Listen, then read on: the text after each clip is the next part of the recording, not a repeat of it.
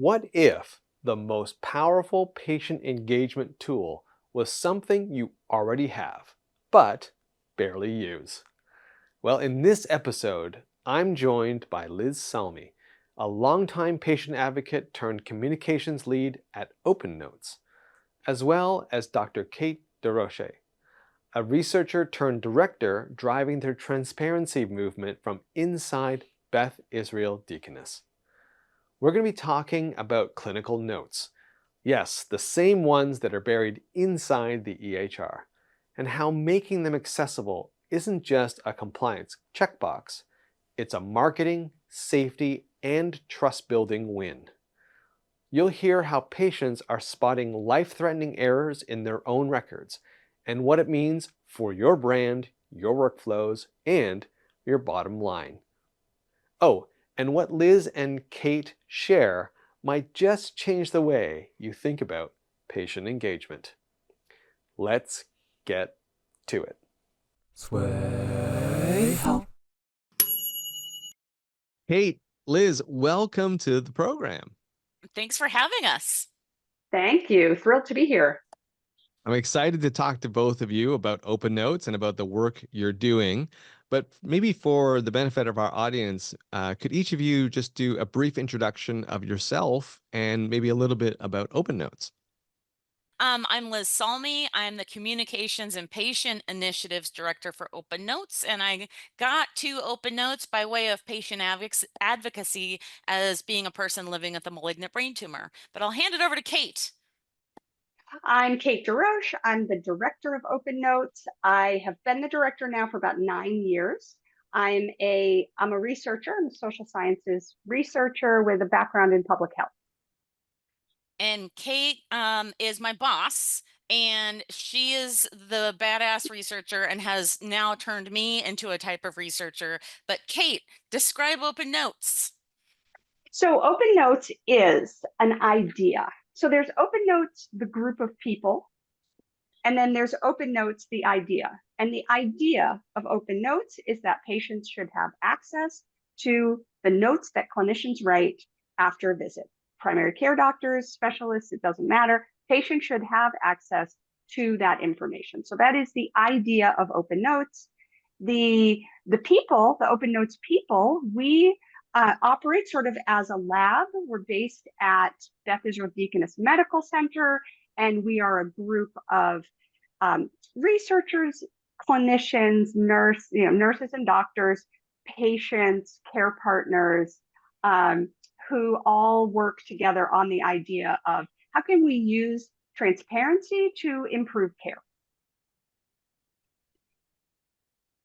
So I have to ask this because I think patients universally will say, of course, this makes total sense. I would love access to my own notes for a variety of reasons, right? Especially if you have multiple chronic conditions, it's something you want to have your hands on.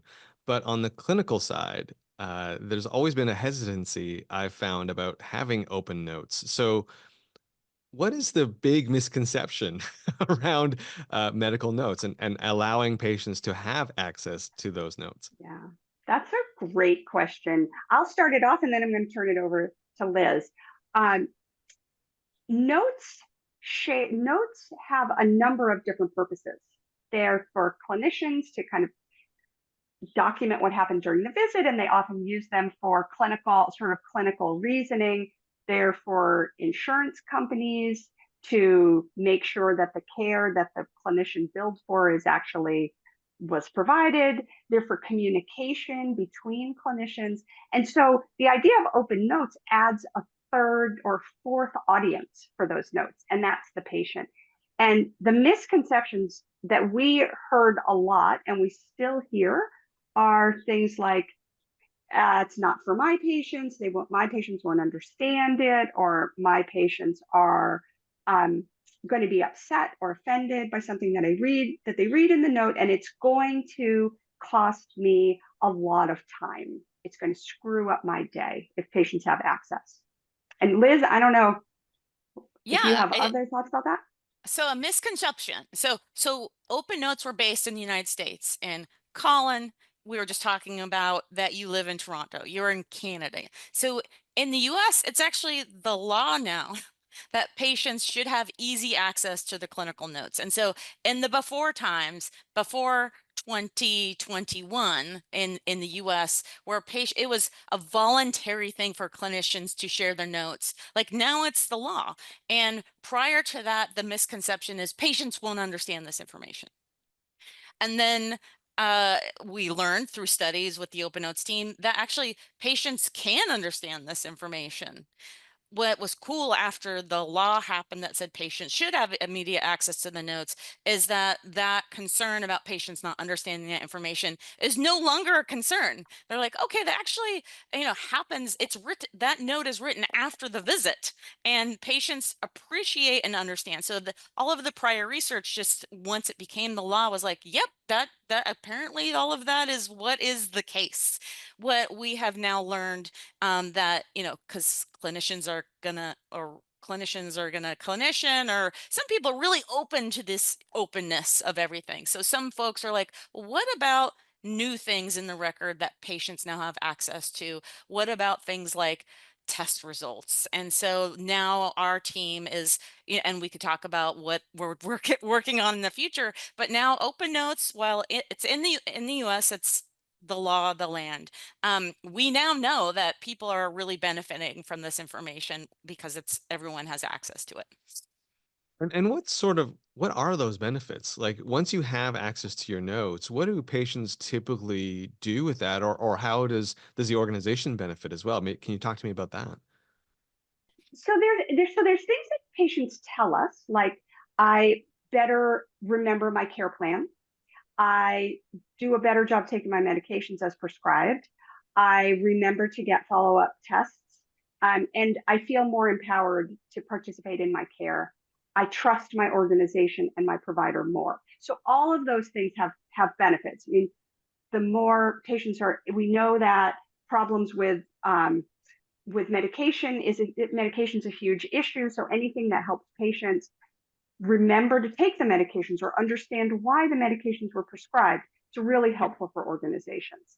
Um, the the other benefit that is, I think, directly is directly beneficial to organizations is that patients find clinically meaningful errors in their notes. So wrong patients notes were in there, wrong sidedness. I need surgery on this on my left hand, but my note says right hand, wrong dosage of medications. And they can report those errors back so that the organization can fix it before it turns into a much larger problem. So that, I think, when I think about like what's a direct benefit to organizations, that's a direct benefit. The other things are sort of more of a downstream benefit, where if you have more engaged patients, we know more engaged patients do better. For me, putting on my patient hat, so, I became a person living with brain cancer prior to access to my notes. And now here it's 18 years later, and I read every single note I get. And while I'm super engaged and, I read my note right after it comes out, things I benefit from most is, I read it that one time and then I forget about it. But when I'm preparing for my next neuro-oncology visit and it's starting tomorrow, I go back and reread the note from the last visit to remind me, like, oh, I did all those things. I forgot to do those things. I better check into that. And so I use it as a way to remind myself, what happened in the visit and then what my doctor and I had planned. And so to me, that's the benefit. It helps jog my memory. And just to be clear for all the clinicians who may be listening to this, it doesn't appear that there's a big change to their workflow when it comes to open notes. They're still documenting the way they document. I'm going to assume maybe initially they maybe take a little bit more time to craft their note, but I'm going to assume over time it blends into the background. Like there's not a lot different that they have to do because they're using an open notes approach. So we know that um, clinicians do report that they make some changes to how they write their notes. They might use more partnering language, or they might avoid terms that a patient might think are terms that patients may believe may feel offensive to patients or judgmental. but those changes are pretty minimal. And you're right that it can seem like the cognitive burden is higher when you first start because you're consciously like, oh, wait, my patient might read this. But generally, once you get into the swing of it, it really doesn't add time.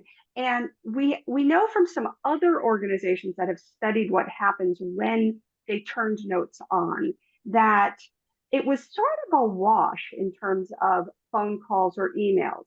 And one place reported that for every call that a patient made about something in a note, there were patients reported there were 1 to 2 calls that patients didn't make because they read the note and remembered what they were supposed to do. So, the tsunami of problems that clinicians expect to happen really don't come to pass in terms of notes.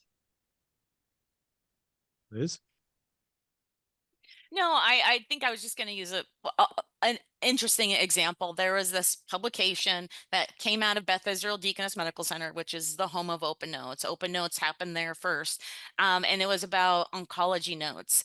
And the study focused on looking at words used in a clinical note written by oncologists prior to oncology releasing their notes to patients. And then right afterwards, like, did the clinician documentation style change in oncology notes after they realized patients were reading the notes? And for that, I believe it was like 3 to 6 months right afterward. And the words used actually did change and during that period of time. And some notes became shorter, like about a third became shorter, a third became longer, like they felt like they needed to explain more, and then a third just stayed the same. But then in that following period, that there was that early stage, say 3 to 6 month period, right after that, they just got all about the same again. And so it was like a word analysis of it settled over time. And now many clinicians, at least in the last few years here in the US, are used to writing, in an OpenNotes environment over the last few years. One of the things I want to ask you is, I think, first of all, I think OpenNotes is wonderful. And it is, as you said, both of you, and it's now the law of the land. So it's no longer an option. It is something that must be done. But, we're at a time in healthcare where budgets are a bit tighter, things are a little uncertain. And when that happens, patient engagement initiatives usually fall to the bottom of the list. And so I think people maybe in this situation maybe just want to do the bare minimum to comply. In your opinion, why would that be a mistake? Like, why is it important to really think about things like OpenNotes and like engaging with patients now more than ever? Well, I'll start off just by saying that they're already sending all this information to the portal. They're already doing it. The information is already there. The clinicians are already writing the notes. The radiologists are already writing the reports. Those are available to patients. So we know patients benefit from that information in terms of engagement. So to me, it sort of is the bare minimum to say to a patient, hey, you should get on the portal. I'm writing a note. You should read it. That is an easy thing to do that we know has downstream benefits. It doesn't cost very much money. It doesn't take time. You're already doing all the documentation work anyway. So why not take advantage of it? So to me, even in our new environment where, yes, things are not great and budgets are likely to get tighter in the coming years with the changes that are going to happen to Medicaid and our uninsured population, doing that most basic strategy of just, hey, log in and read your note. It doesn't cost anything. It's easy to do, and we know it has downstream benefits.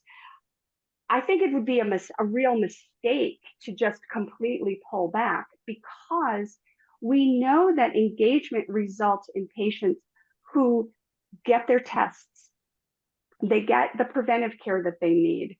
They're really thinking through, should I do option A or option B? Should I see this, what are my next steps, really thinking all of that through, those patients do better. And in the end, they cost less. You're not seeing errors. You're not seeing the same kind of duplicative tests because no one followed up, no one checked to see.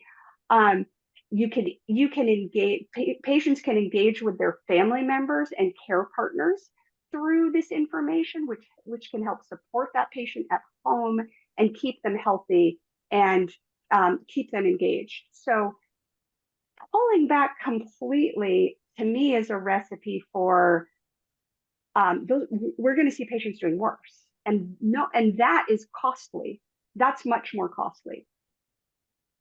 I really like the economic argument you're making, right? That say essentially, look, a dollar invested in this type of engagement yields $2 down the road because they're not flooding your ED. They're not coming in for more acute reason later on, maybe because of something they have read in their note or caught in their note and corrected. I also think it's important that you point out that OpenNotes is not one. It's not one way. Right. It's yes, allowing the patient to see it, but also making sure that you're listening to the feedback and making the corrections when it's discovered, so that we don't end up with a wrong site surgery or something happening down the road or a wrong dose of medication later on. So I really like that. So I have to ask both of you this. Do you feel that in the last few years, maybe since 2021, have we made meaningful progress in terms of better engaging with patients in healthcare? Because I gotta be honest, I'm getting some mixed opinions here. Like, have we really moved the needle forward when it comes to engaging patients, in your opinion? Kate, maybe we'll start with you. I think post COVID. So my area of expertise is digital engagement. So so so the COVID pandemic forced a level of digital engagement that healthcare organizations never had to engage in before. They didn't care about the portal. It's obvious no one cared about the portal. Policymakers didn't care about it. Organizations didn't care about it. But suddenly they needed it in order to see patients, to set up telehealth, to schedule vaccines. They needed the portal. And so they put resources into getting patients on it. Now, there are some downstream consequences of that they're still dealing with, like, oh my God, now I have so many inbox messages. Someone please help me with this. But I do think we have made meaningful strides in digital engagement. To me, the sad part is that it took a cataclysmic event to get us there. It took a cataclysmic event to make organizations care about engaging through the portal. But I do think we have made real steps in that area.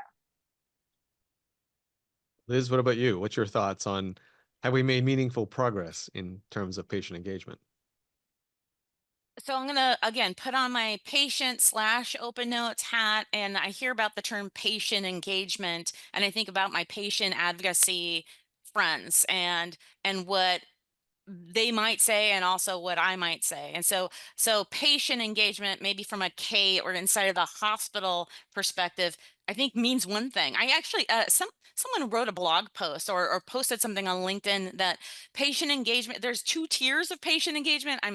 It may have been Sarah Regare who's in Sweden. So there's patient engagement, like, am I going to the visit? Am I reading my open note after the visit? Something like that. There's that version of patient engagement, like in my healthcare. Then there's a different form of patient engagement, which Sarah said is like tier 2 patient engagement, is how do you involve those patients at your health system at the next level outside of them going to their getting their latest lab work or reading the open note.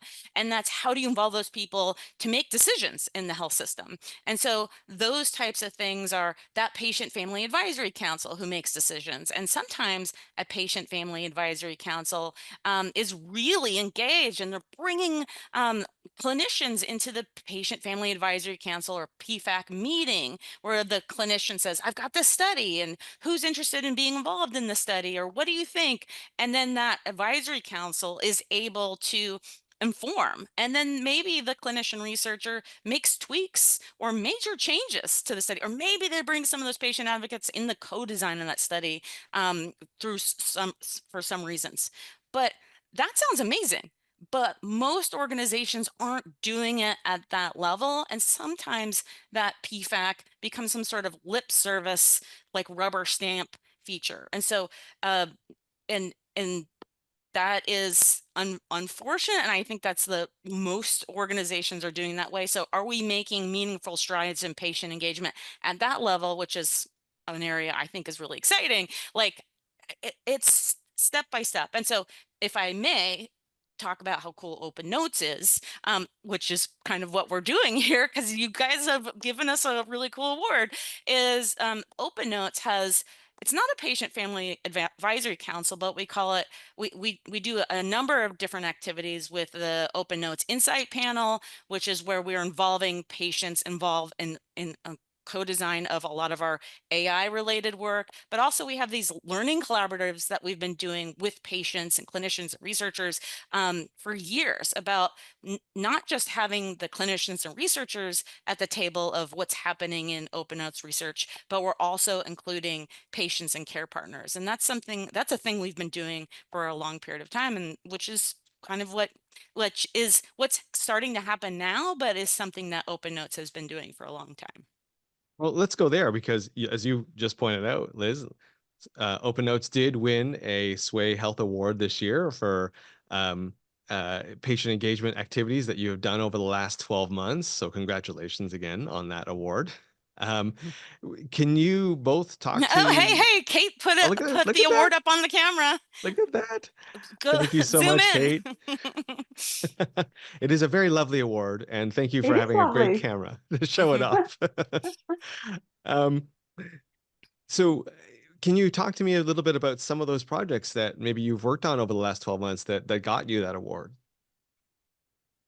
Sure. So we had a real moment of soul searching, I think, after the information blocking rule went into effect, um, where we sort of said to ourselves, well, I think we did it.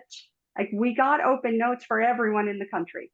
That was our goal was 50 million people, and instead we ended up with 350 million people. So we You get decided a note, really. and you get a note, and you get a note, and you get your notes. Sorry. So we decided to really lean in to a few things. So what we think is coming next. So that work is really focused around things like the use of large language models for real-time translation or for creating patient-friendly versions of notes. Then our other more traditional kind of open notes research work, um, we're continuing to think about how to use notes to improve safety in more of a feedback loop sort of way, where patients are asked to provide information, read the note, and provide information in between visits that can help with diagnostic safety and sort of um, things that happen that clinicians might miss because they happen in between visits. So they're invisible to the clinician.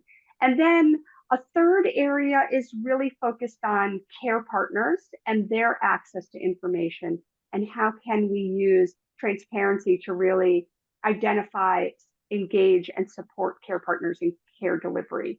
So those are three primary areas. We always have a ton of projects going on though. So not everything that we do falls into those three areas, but those are I would say the main buckets.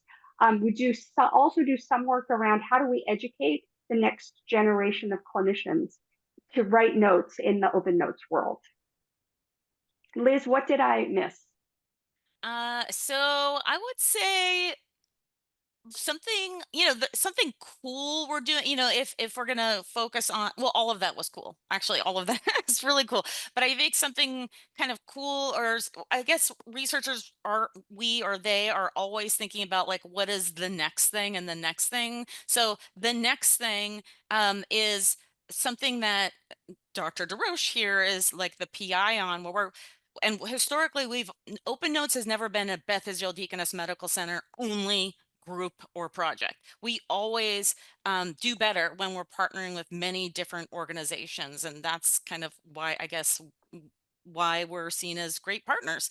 And so we're working with the University of Colorado and also another investigator at Vanderbilt on focusing on co-design with patients on how we could do some sort of AI or large language model translation of cancer-related test results. Because thanks to the cures rule, patients have immediate access to things like their test results. But in some cases, people see those test results right away and might find out something that's worrisome. And we co-published something with a number of authors a while back about immediate access to test results, which got a lot of news and traction. And it was great. But the pushback from clinicians to that study was, well, that's great, but what if somebody finds out that they have cancer as a result of the immediate release test result? So we said, that's right, that could be troublesome. So what could we do? What kind of intervention might we develop? And so that's something where, Cait, maybe you want to share a little bit more on what that's all about.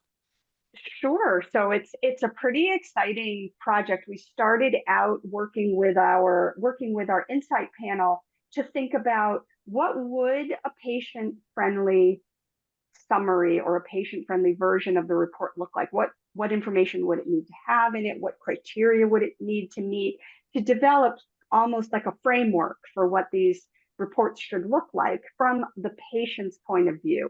So not a lot of AI work about how patients might use AI is from a clinician point of view. So we really want it to be from the patient point of view. So we've designed this sort of framework and are just starting now on the work to try to prompt the language model that is within the University of Colorado's HIPAA, within their HIPAA firewall. So it's HIPAA compliant. We're not sending information back to OpenAI, and we'll try it out, and then we'll if we think they look good, we'll ask radiologists and oncologists what they think, and then if they are saying, yeah, this is right, this is correct, that's really what we want them to tell us. Is this correct or not? And then once we hit that bar, then we'll go to patients to say, well, would this fill your information needs? Because what we're trying to solve for is what we heard over and over again from oncologists was, well, what if my patient finds out they have cancer at 4:30 on a Friday, and there's no one, they're left with this incomprehensible report, and there's no one for them to talk to. So that's where we're trying to kind of slide in some helpful information there. What you're saying is the answer is not to turn off the tap, right? The answer Right. is not, oh, let's not put the result out there if there's something that may be traumatic for the patient. What you're approaching it is, no, then that should go out.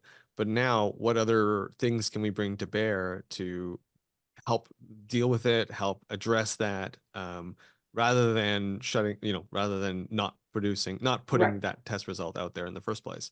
I really like Right. that. And Yeah, go ahead, Liz. so Cait and all of the folks who are working on this project, rock star academic researchers, and what happens from this research quite often is, and then we get some results and blah blah blah blah, and then we publish we work on writing a paper, and that paper takes a long period of time, and then we publish a study, and that takes time for review and da da da da, and then a year later, after we know the results, that finally comes out. So that's going to happen. We'll still write a paper.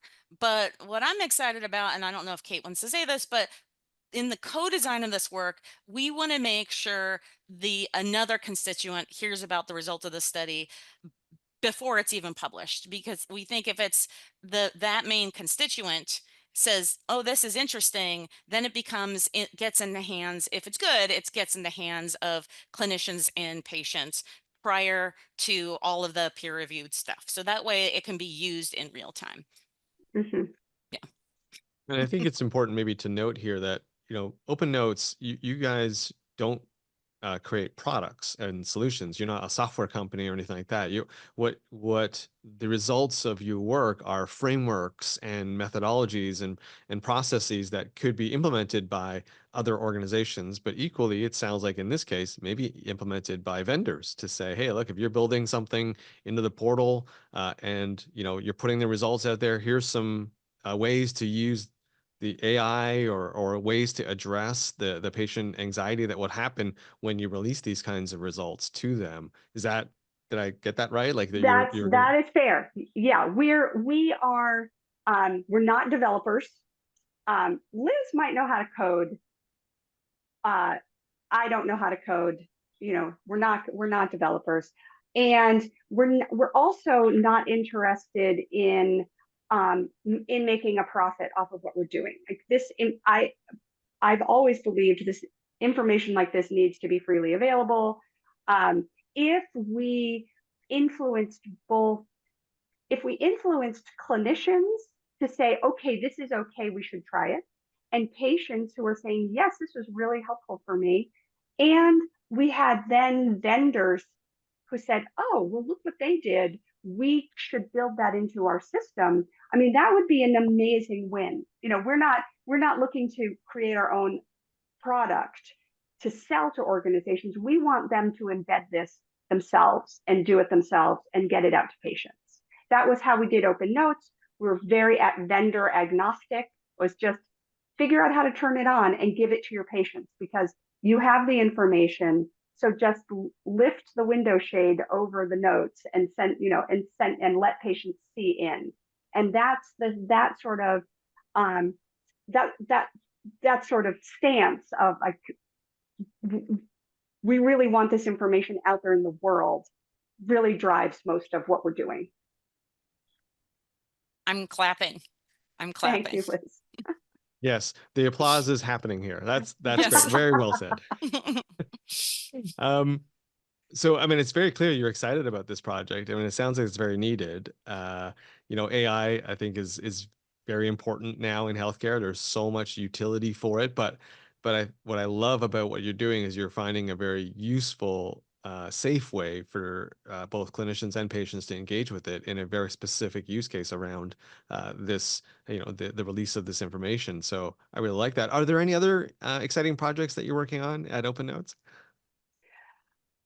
Yes, there are always exciting projects that we're working on at OpenNotes. One of the other things also, I'll just speak to the AI for a minute. We are working on understanding how to develop and implement AI tools that are patient-centered. So we're again working with our lab insight panel.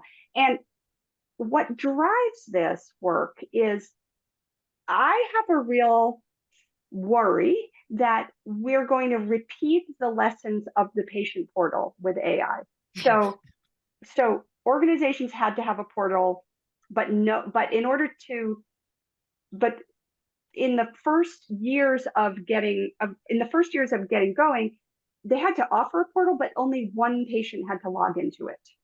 And even as the criteria for meeting government standards got tougher, only 5% of patients had to even be registered for the portal in order to meet the criteria. And what that resulted in was really crappy portals, that no one cared about. They were obviously like the fourth job that the vendor was working on. And as we have been watching AI move into the medical record and move into care, it's driven primarily by, does this make us more efficient? Does it make the care that we provide safer? And does it help our clinicians to feel better?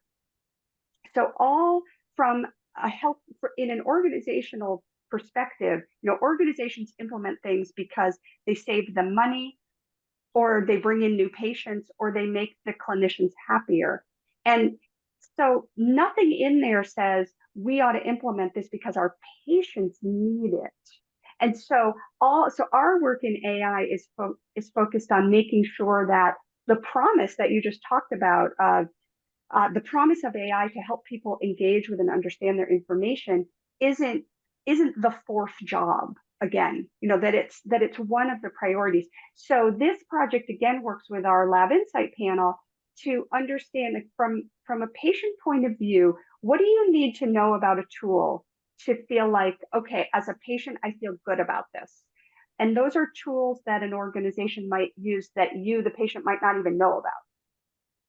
Things like sepsis predictor models, for example, just as one example. And then there are tools that you, the patient, might know about. So maybe that's an ambient scribe. What do you need to know about that, how that tool was developed? How should it be implemented in order to say we did this in a patient-centered way? So that work is ongoing, and we're really excited. I was presenting at a conference recently there were a bunch of developers in the room, and when I gave a little hint of some of the preliminary findings from that work, about 15 of them stood up and started taking pictures of the slide because it was, I don't think they know. That's not what they're thinking about as they're developing these tools. They're thinking about it from what would make an organization buy this. Yeah. So very excited about that work as well. Something that changed for OpenNotes in the last year is that for the first time for years, we're academic shop, Beth Israel academic folks, and we never took a single dollar from industry. And that's part of it. To make OpenNotes happen is the vendors had to know that we weren't trying to sell a product like OpenNotes, but something that started at last year was for the first time we're saying, well, we recognize a lot of these technologies are developing, and we'd rather be partners with these technology developers for analysis. And so we said we will work with industry in some place in some examples. And so we have an ongoing project right now with a bridge, and there are some discussions with other technology developers, but and we could talk about those things that I think actually Cait was just talking about, one of those projects. But what was really important to us is no matter who we decide to partner with and and ultimately get paid to work with, is that all of that work must have academic freedom. So with a bridge or company B or C, if we have other partners in the future, is that no matter what we find out from that research partnership, that information is going to be published in a peer-reviewed journal and not tainted or not weighed in by the technology developer. And actually the first project with the bridge, they're like, we wouldn't have it any other way. We actually seem more credible if we are not involved in that. And so that was really helpful for us. And we have, in order to decide who we decide to work with, we have this whole rubric of around transparency. There's a part of the rubric is, do we just want to work with these people? Do they have good vibes? So all of that is really important for us. Well, on that note, then let me ask you this final question. How can people get involved with OpenNotes? How do they reach out to you? Where can they go to learn more? Yeah, to learn more about us, people can go to opennotes.org, of course, to learn more about our research. We've got all that, everything, every publication, over 200 publications are at opennotes.org. You can find that in the research or publication section and sections. We're on the social medias. So we're on LinkedIn, we're on Blue Sky and Threads. We're still trying to figure that out. You can find Cait. Well, I'll let Cait talk about herself. You can find me as Liz Salmi or at the Liz Army on those platforms. Cait? You can always reach out through the OpenNotes website. We have a contact us form. Someone does read those emails every day and forward them to the right person. So we do have a human that looks at them. You can also find me on LinkedIn, and that's really it for me on the socials, despite Liz's best attempts. That's okay. You engage where you want to engage, and that's plenty. And thank you for that. And thank you both for joining me on the program today and providing so much great information about the work you're doing, obviously the excitement you have for the work that you're doing, and the progress being made in terms of, allowing patients in to co-design what you're doing. So thank you for all of that, and thank you for your time. Thank you. Thank Thanks you. for And having us. thank you so much for having us. Thank you so much for the award. It really means a lot to us. Show the award again. It's a pretty Okay. award. It's a beautiful one. Bring it up to the screen. That's really, yes, yes, there it is with OpenNotes on it. Yay. Patient engagement doesn't always require new tools. Sometimes it just takes using the ones you've already got in smarter ways. As Liz and Cait just showed us, clinical notes aren't a burden. They're a bridge to trust, safety, and smarter care. And for healthcare marketers, this is a reminder that patient experience doesn't stop at the exam room door. It extends all the way to the portal and beyond. If you found this video valuable, hit subscribe, drop a comment, or check the links below to connect with Liz, Cait, and the team at OpenNotes. We've got more conversations like this coming, so don't miss them. I'm Colin Hung, and I'll catch you on the next video.